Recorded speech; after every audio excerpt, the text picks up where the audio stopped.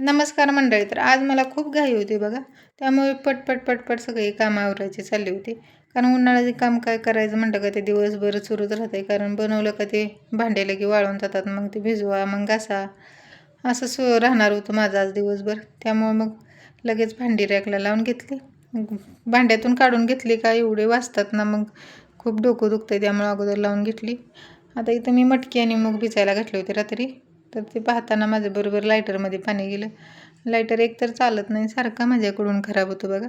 आणि नेमका मग ओरडा बसतो आपल्याला. मग लगेच थोडंसं गरम पाणी करून घेतलं. आज काही चहा पिलाच नाही.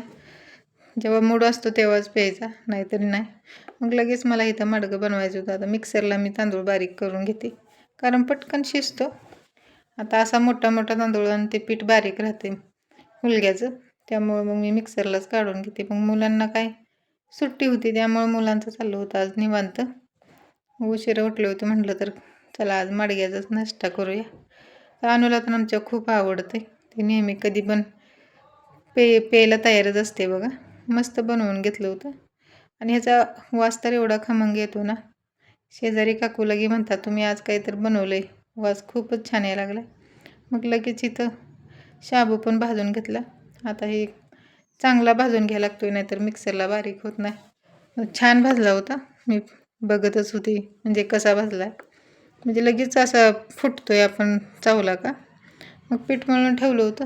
म्हटलं चला, एखाद्या वेळेस लाईट जाते म्हणून मी अगोदरच बटाटे वगैरे शिजवून घेतले आणि लगे मिरची वगैरे वाटून घेतली.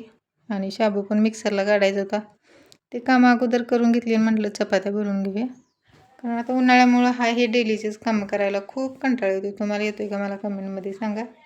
आणि मला तर अर्ध्यातनं काम सोडून मला माझ्या बाळाला जाऊन घेऊन यायला लागते. पण आज सुट्टी होती त्यामुळं मी बिनधास्त होते. मग लगेच स्वयंपाक पण केला. आता प्यायला पाणी आम्ही बाहेरून आणतो ॲक्वाचं. मग लगे पाणी आणलं, तोपर्यंत माझी लेक बटाटे सोलत होती. ते खेळून झालं होतं तिचं. आता आम्हाला वेळच झाला होता आणि बटाटे बिलकुल मॅच होत नव्हते बघा. खूप कंटाळा आला. चला तर बाई इथंच थांबते.